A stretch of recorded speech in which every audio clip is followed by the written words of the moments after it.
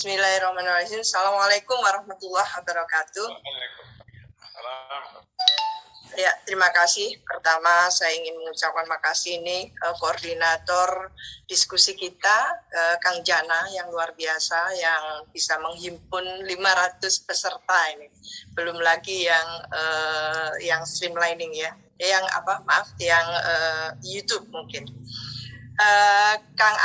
Profesor Asep ya, Muhtadi tadi sebagai moderator sudah bagus sekali memberikan ular-ularnya, dan tentunya saya senang sekali mendengarkan paparan dari Profesor Azumadi Azra. Alhamdulillah beliau sangat kritis belakangan ini. Kalau dibandingkan dengan periodenya Pak Jokowi yang pertama, beliau tidak muncul gitu. Saat ini sangat kritis. Saya senang sekali terwakili gitu ya. Karena waktu itu belum banyak ngawurnya. Meskipun sudah ngawur gitu ya. Iya. Kalau saya sebetulnya konsisten kritis lah, tidak berubah gitu. Prof. Sofyan Effendi juga sudah memberikan ya, dengan mengacu pada Ristek khususnya. Saya berusaha dengan kepala dingin. Sebab kalau dengan terlalu gulana tentu saya sangat sedih gitu. Nggak usah ditanya, sedihnya sudah lama gitu. Karena memang kalau kita melihat kebijakan pemerintah terhadap ilmu pengetahuan, terhadap penelitian gitu, memang keberpihakannya itu tipis sekali. Dari waktu ke waktu kita tidak menyaksikan secara secara serius gitu ya, keberpihakan pemerintah kalau diindikasikan pada indikatornya itu adalah dana untuk riset gitu ya. Riset se-Indonesia gitu ya, yang luar biasa itu hanya mungkin 0, gitu ya, 0, berapa itu. Kalau nggak salah dulu itu 0,9 keseluruhan gitu. Dan dimintakan untuk 1% saja tidak mau. Padahal tetangga kita, Malaysia dan sebagainya luar biasa, tinggi sekali gitu ya.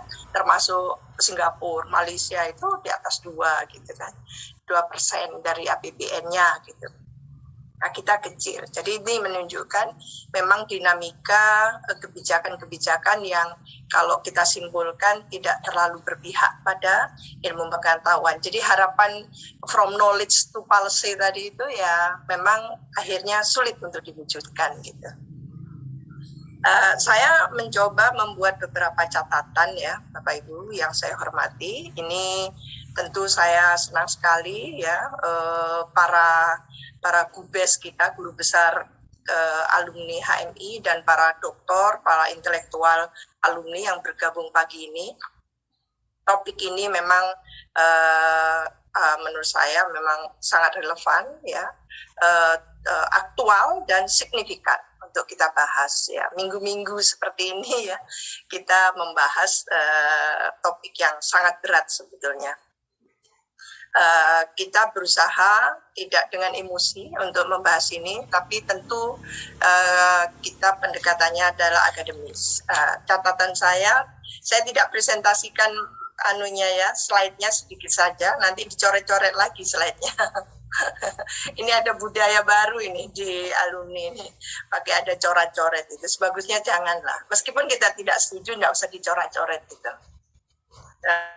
Itu biarlah kalau di luaran, tapi di alumni kita belajarlah untuk lega gitu ya, ikhlas saja menerima pandangan atau argumentasi dari sesama kita.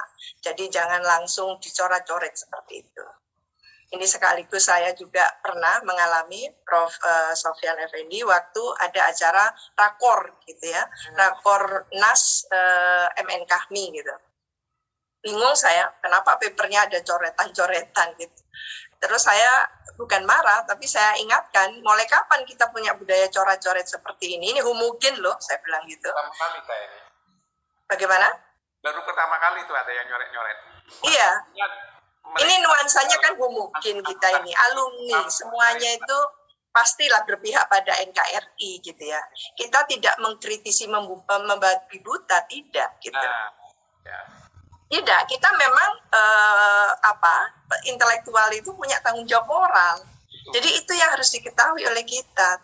Bukan kita tidak suka Pak Jokowi, tidak ada urusan sebetulnya. Tapi kita urusan ketika kita sebagai user, sebagai intelektual itu lalu hak otonom kita, gitu ya, keleluasaan kita sebagai peneliti, sebagai intelektual, sebagai akademisi dikungkung, gitu ya.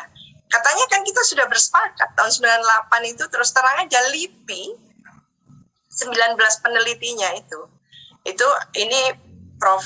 Sofyan F. ini masih ada. Kami disurati oleh Pak Habibie.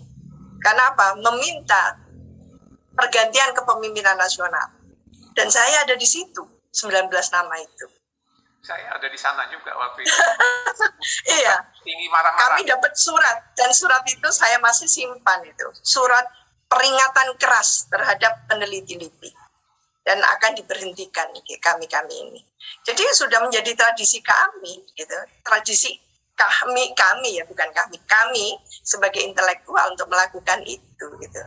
Jadi nggak usah lalu kita mencoret-coret seperti itu, nggak bagus kalau menurut saya. Kita gentle saja bahwa ini dalam mimbar akademis, gitu ya. Ini webinar diskusi ilmiah, bukan ngerumpi, gitu. Ini harus kita tegaskan, Prof. Effendi, Prof. Sofyan, karena kalau tidak ini akan mentradisi coret-coret seperti ini dan kita malu kalau punya tamu kan gitu.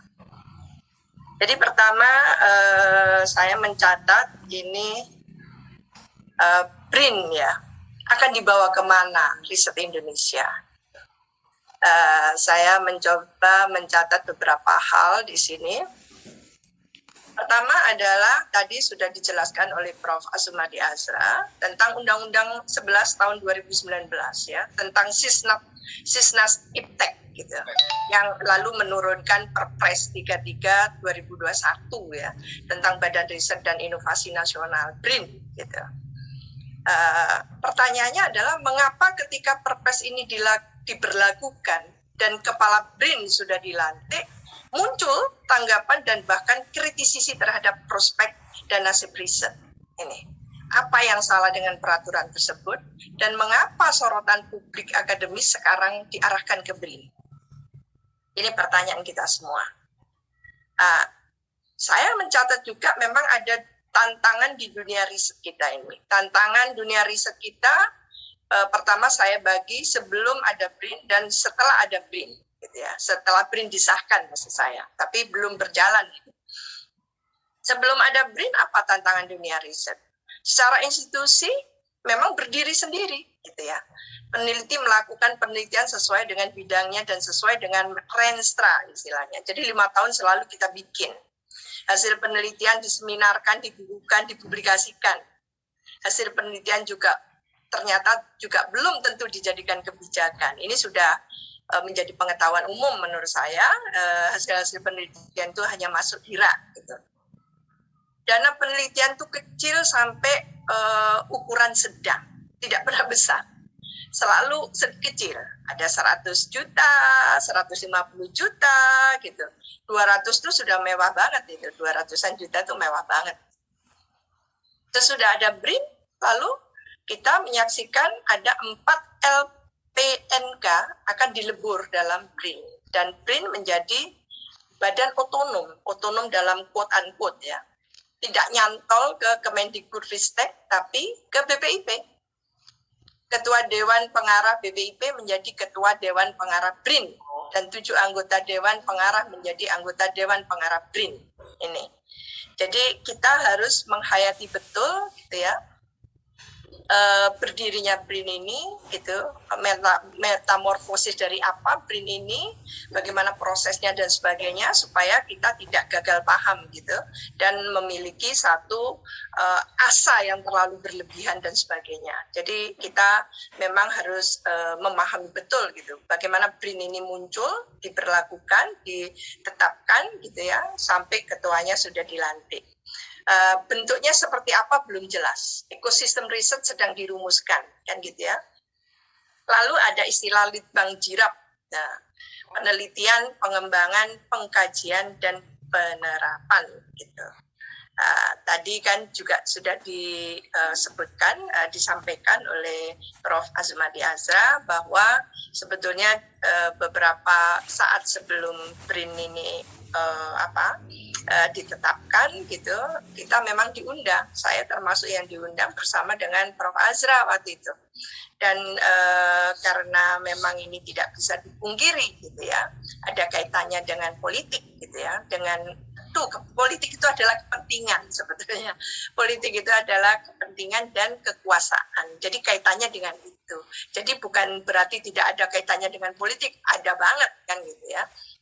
Ya saya katakan bahwa kalau ini adalah institusi ya, bagian dari institusi negara gitu ya, dan ini berkaitan dengan kepentingan publik luas gitu ya, dan masa depan negara bangsa, tidak boleh tidak dibuka kepada umum gitu ya. Tapi menurut saya sudah sulit dibukanya waktu itu, mungkin hanya sekitar sebulan sebelum gitu ya diproses menjadi seperti ini, diajukan kepada DPR dan akhirnya Pak Mas Bambang mundur gitu. Itu menurut saya sudah telat karena 1 tahunan gitu. Mestinya sejak awal itu sudah dikencangkan gitu ya, mau kemana ini kan gitu.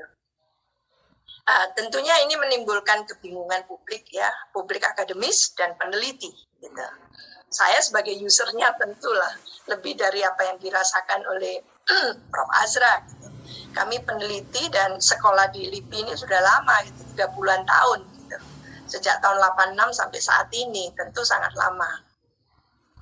Akademisi dan peneliti mempertanyakan ihwal kebebasan akademik, baik secara individual maupun secara institusional.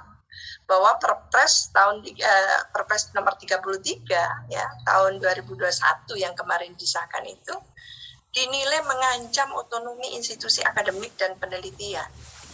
Intrusi kekuatan politik ke dalam institusi penelitian atau ranah ilmu pengetahuan dengan masquerading gitu ya, bertopeng di balik Pancasila dan wawasan kebangsaan. Ini yang merisaukan kita. Jadi ini sama ketika saya menyampaikan bahwa ketika KAHMI, perkumpulan KAHMI mendirikan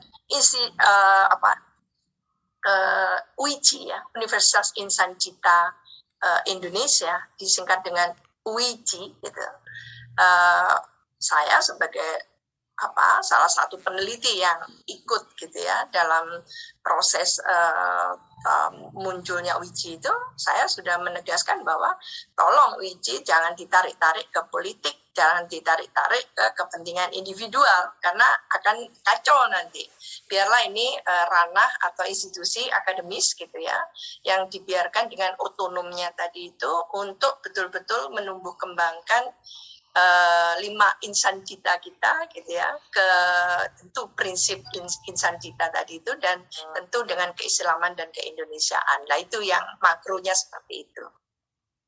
Jadi kita harapkan juga belajar dari yang seperti ini, UICI meskipun dilahirkan oleh perkumpulan KAHMI gitu ya, oleh para guru besar terpilih gitu, tidak cukup sedikit, jumlahnya banyak yang ikut mendirikan gitu, karena para guru besar dan para doktor gitu kita libatkan semua, dan ini kepemilikan kita ini langsung kita mengingat ya, dengan pengalaman yang seperti ini kita ke depan tidak boleh ada politisasi institusi yang betul-betul memang sebetulnya itu akademis gitu. Intrusi kekuatan politik ini tentunya yang sangat amat merisaukan kita semua. Bagaimana mungkin bisa membangun ekosistem riset yang baik, ya, yang the best, gitu, bila tidak ada kebebasan akademik, gitu. Yang kita harapkan, yang kita khawatirkan seperti itu, gitu. Lantas arahnya akan kemana? Apakah ini akan menguatkan atau melemahkan? Apa variabel dan indikatornya untuk bisa mengatakan ini dikuatkan atau ini dilemahkan gitu ya. Apakah dengan lahirnya dan menyantolnya gitu ya BRIN ini ke BPIP dan di ketua dewan pengarahnya adalah ketua umum partai besar gitu ya, pemenang pemilu gitu, ini tidak akan bisa imun dari katakan gitu intervensi politik gitu. Nah ini yang menjadi tentunya satu penilaian, satu evaluasi, satu kritisisi yang luar biasa ya. Dan ini yang membuat tentunya pertanyaan-pertanyaan muncul, lalu ada perdebatan, dan perdebatan ini seharusnya mungkin harusnya diakomodasi gitu ya, diakomodasi secara seksama ke depan itu harus seperti apa. Keberpihakan rezim ya pada penelitian dan ilmu pengetahuan ini juga kita pertanyakan. Pertanyaannya, apakah memang kita gitu ya disurutkan atau dimundurkan gitu ya secara ilmu pengetahuan dan riset kita. Karena bagaimanapun juga saya sudah beberapa kali, jadi saya memang sengaja tidak wawancara gitu ya di media, memang menjelang dan bahkan waktu ada pelantikan itu saya diwawancara, tapi tidak bersedia saya berikan langsung kepada Pak Handoko, karena Pak Handoko adalah pimpinan di LIPI gitu ya, dan saya orang LIPI gitu. Dan selain di LIPI, saya ini juga tim quality assurance untuk di Kemenpan RB gitu ya.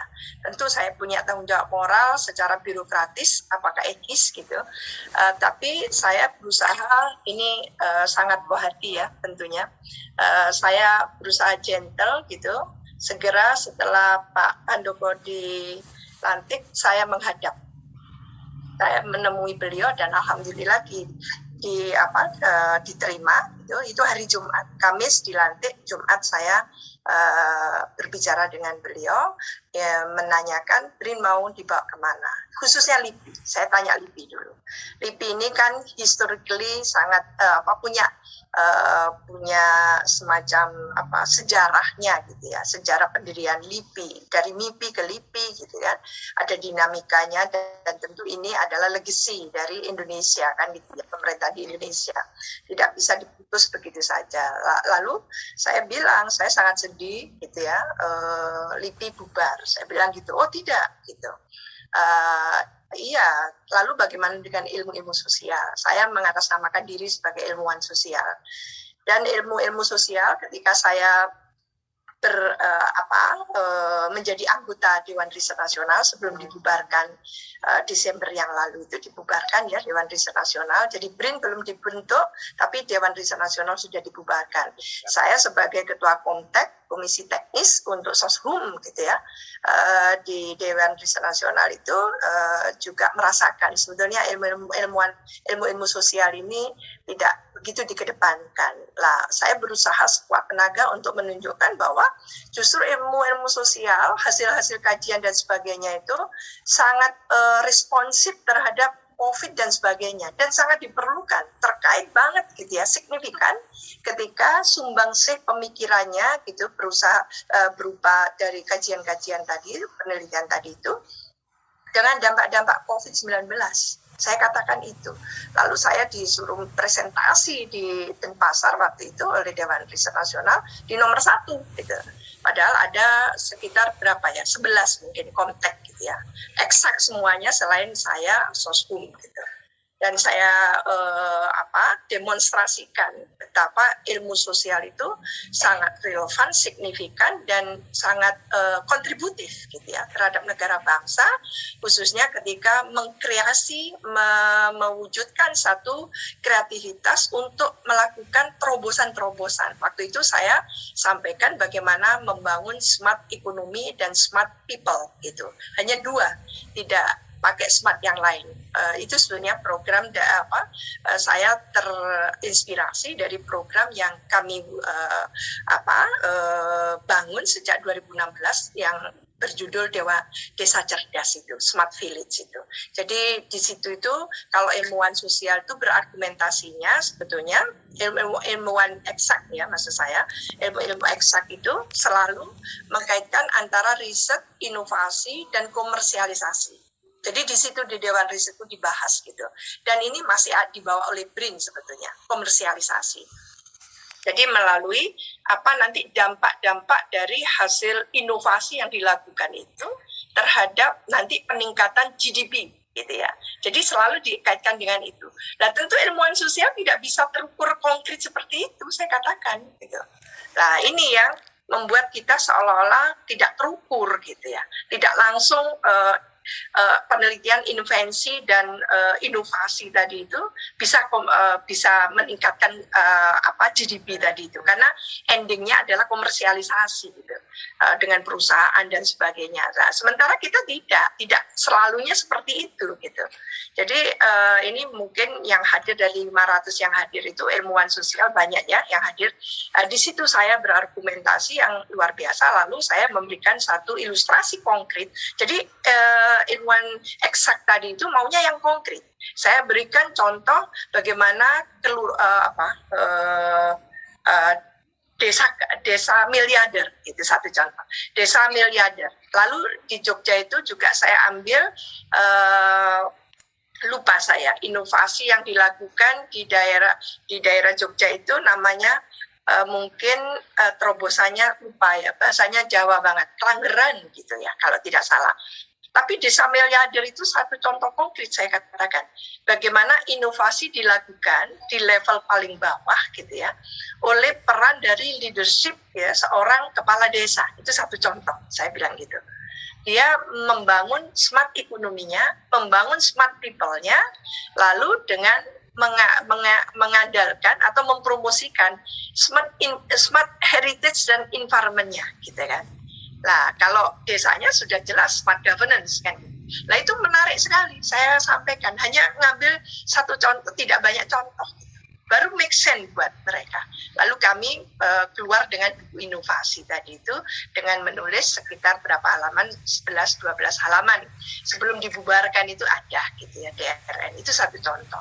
Jadi secara umum saya ingin mengatakan saya sebagai peneliti tentu sebagai user dalam hal ini dari kebijakan BRIN gitu sangat merasakan kewas-wasan itu. Jadi kebebasan berpendapat kita, argumentasi yang meskipun gitu ya apapun itu berdasarkan riset, biasanya peneliti itu tidak akan dia berargumentasi tanpa ditopang oleh hasil risetnya. Jadi saya tidak pernah menjadi pengamat sebetulnya. Kalau pengamat itu tidak perlu riset, ngamat-ngamati. Tapi saya peneliti, SK saya peneliti, saya katakan gitu di media itu. Saya peneliti tentu argumentasi saya dilandasi atau didasarkan atas satu penelitian yang sudah saya geluti 34 tahun terakhir ini. Jadi sudah dongkotan gitu. Untuk melakukan penelitian itu saya sudah dongkotan. Meneliti tentang demokrasi, meneliti tentang birokrasi, tentang otonomi daerah, tentang pemilu, tentang pilkada, gitu kan. Dan itu semua yang termasuk kemarin wawancara dengan Pak Jaya Suprana gitu ya. Jadi sekalian saya promosi sekian tentang desa cerdas. Dan ini sebelum ke LIPI saya bawa tahun 2017 gitu ya. Tadinya di luar desa cerdas itu. Dan saya ingin sebarluaskan ini melalui tentu alumni kita gitu ya. Alumni-alumni kita yang ada di daerah-daerah khususnya yang sudah menjadi kepala daerah, menjadi anggota dewan gitu ya. Itu perlu menyebarluaskan bagaimana kita membangun desa cerdas, kelurahan cerdas, karena ujung-ujungnya adalah kita membangun manusia Indonesia. Ujung-ujungnya itu smart people kita. Tentu saya tidak ingin share kesedihan yang luar biasa dengan bubarnya LIPI, LIPI ini bubar gitu, karena di merge. Jadi namanya menjadi tidak muncul ketika yang muncul adalah payung besarnya adalah BRIN. Nah, pertanyaan kita adalah seberapa besar kewenangan dari ketua BRIN, kepala BRIN dalam hal ini ketika banyak hal nanti itu akan diputuskan atas arahan ketua dewan pengarah. Dan itu di BPIP sudah terjadi ya? Dan sudah ada contohnya ketika kepala BPIP juga mundur gitu ya. Jadi kepala BPIP yaitu Mas Yudi Latif. Nah, jadi kita sudah mendapatkan masukan gitu bahwa sebetulnya sebagai kepala BPIP belum tentu mereka punya otoritas atau kewenangan yang seharusnya dimiliki oleh seorang kepala BPIP.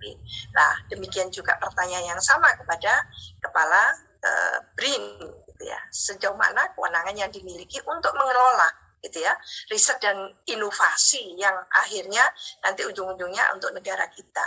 Karena kalau tidak kontributif untuk negara, yang maka ini akan juga merugikan rakyat gitu ya. Dan tidak hanya merugikan peneliti, merugikan rakyat. Mungkin itu catatan yang bisa saya sampaikan. Terima kasih banyak, moderator. Wassalamualaikum warahmatullahi wabarakatuh.